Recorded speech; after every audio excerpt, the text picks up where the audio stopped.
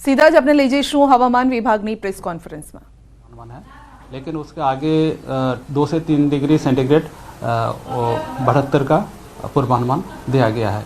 अभी जो पवन का दिशा है उत्तर पूर्व दिशा है और जो अहमदाबाद एंड आसपास का जो क्षेत्र है इसमें जो पूर्वानुमान दिया गया है इसमें क्लियर स्काई रहेगा और तापमान 13 डिग्री सेंटीग्रेड के आसपास रहेगा। और सर यार हवाई भी तेज चल रही है रीजन ये अभी जो उत्तर पूर्व दिशा में हवा चल रही है इसका रीजन एक WD पास कर रहा था, उसका ही असर हो सकता है।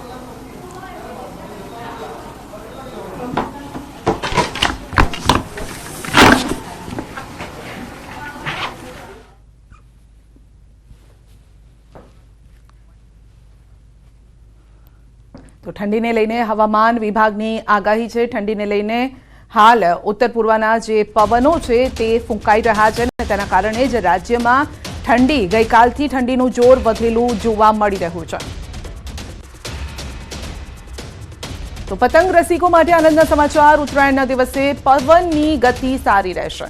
हवामान निष्णात अंबालाल पटेलनी आगाही छे। उत्तरायणना दिवसे सवारे अने सांजे पवननी गति सारी रहेशे। बपोરના સમયે પવનની ગતિ મધ્યમ રહેશે।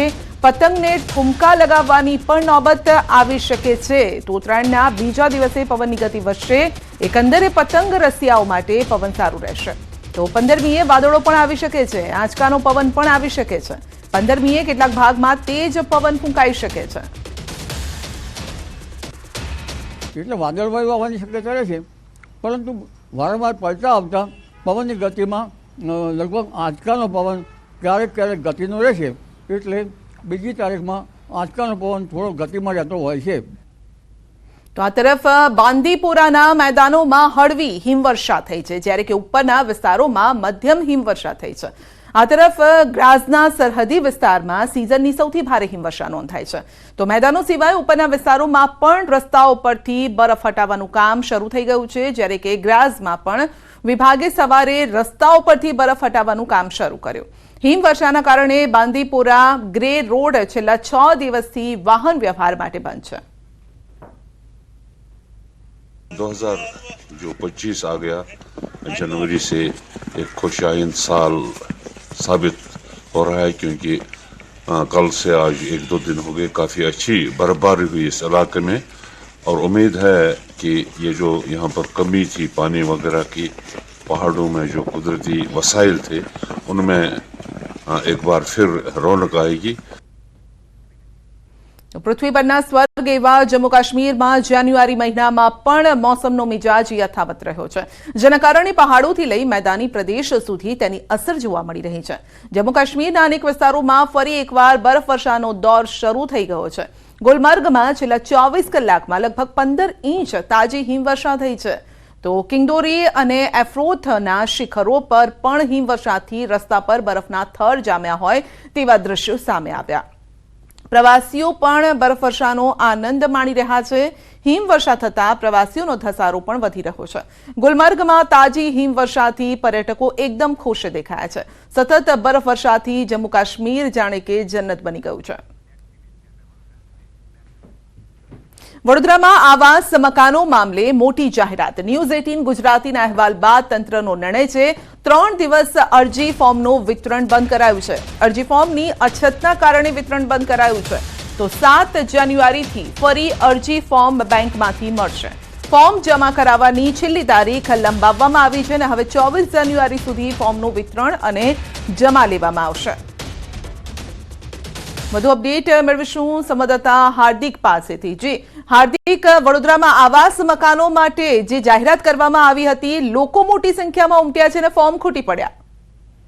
बिल्कुल थी जो आ ए लोको छे के जेमने आखी जिंदगी जे छे ते भाड़ाना मकानमा काढी छे ने अत्यारे एमनुं एक सपनुं छे के पाई पाई भेगी करी छे तो पोताना घरनुं घर जे छे तेमने मळे, परंतु કેટલીક ગેરવ્યવસ્થાના કારણે આ લોકો જે છે તે હેરાન પરેશાન થતા હતા। કેટલાક લોકો એવા હતા કે છેલ્લા 3 દિવસથી વહેલી સવારે 4 વાગ્યાના લાઈનમાં ઉભા રહેતા હતા, પરંતુ તેમને જે ફોર્મ છે તે નહોતું મળતું, ત્યારે ફોર્મ ખૂટી પડવાના કારણે એક જાહેરાત જે છે તે કરવામાં આવી છે અને આજે સમય મર્યાદા જે છે તે લંબાવવામાં આવી છે. એટલે ચોક્કસથી વાત કરીએ તો મેં કીધું પ્રમાણે કે લોકોનું એક સપનું છે ઘર લેવાનું, ત્યારે કેટલાક લોકોને એવી આશા છે કે ઘર મળે કે ન મળે એ નસીબ પર છોડી દેવું, પરંતુ એકવાર પ્રયત્ન કરવામાં શું જાય છે અને એ ઉદ્દેશ્ય સાથે લોકો જે છે કતારોમાં ઉભા રહ્યા છે અને જે ફોર્મ છે તે મેળવી રહ્યા છે. બીજી વાત કરીએ તો આજે ફોર્મ વિતરણ થઈ રહ્યું છે, તેમાં 100 રૂપિયા જે છે તે લેવામાં આવી રહ્યા છે, ત્યારે લોકો એમ પણ કહી રહ્યા છે કે તમામ લોકો ગરીબ ઘરના છે, આ 100 રૂપિયાથી રકમ ઘટાડીને ઓછી કરવામાં આવે જેથી જે ગરીબ ઘરના લોકો છે તેમને રાહત મળે. એટલે આ 3 દિવસ અરજી ફોર્મનું વિતરણ જે છે તે બંધ કરેલું હતું અને અત્યારે 24 તારીખ સુધી જે ફોર્મનું વિતરણ છે તે જમા લેવામાં આવશે તેની નોટિસ જે છે તે બહાર પાડવામાં આવી છે.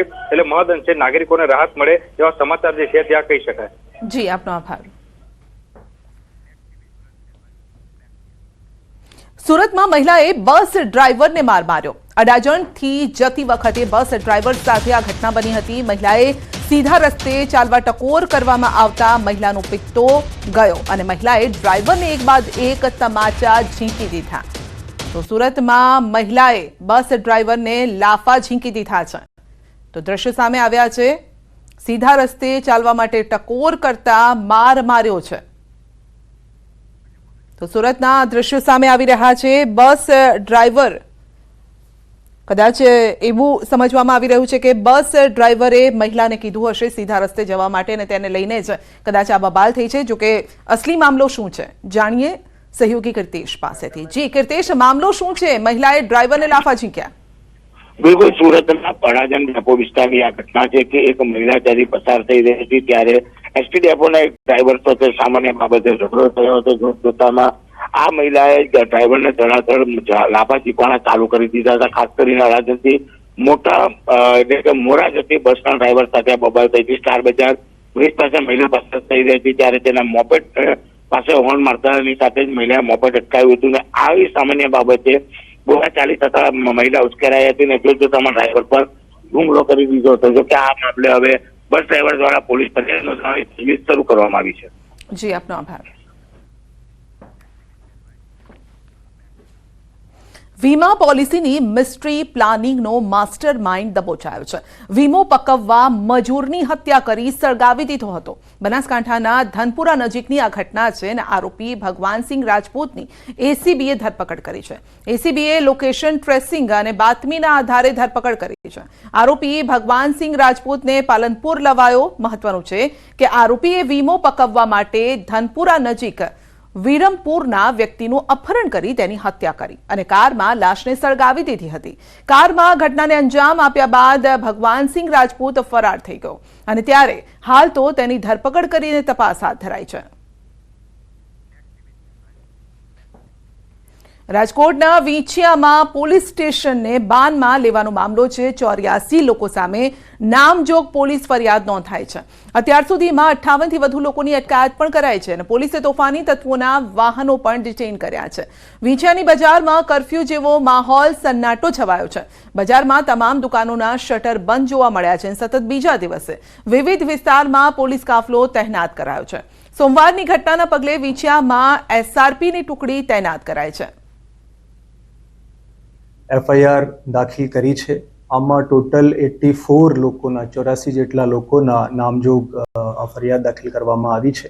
આમાંથી 60 લોકોની અત્યાર સુધીમાં ધરપકડ કરવામાં આવેલી છે.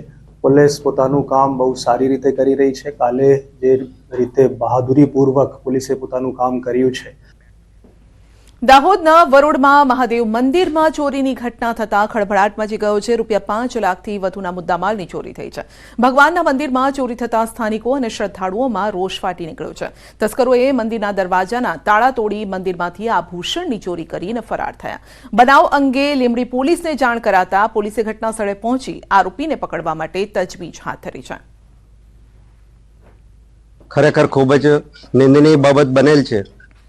શિવજીની પ્રતિમા પર નાગનું તથા માતાજીના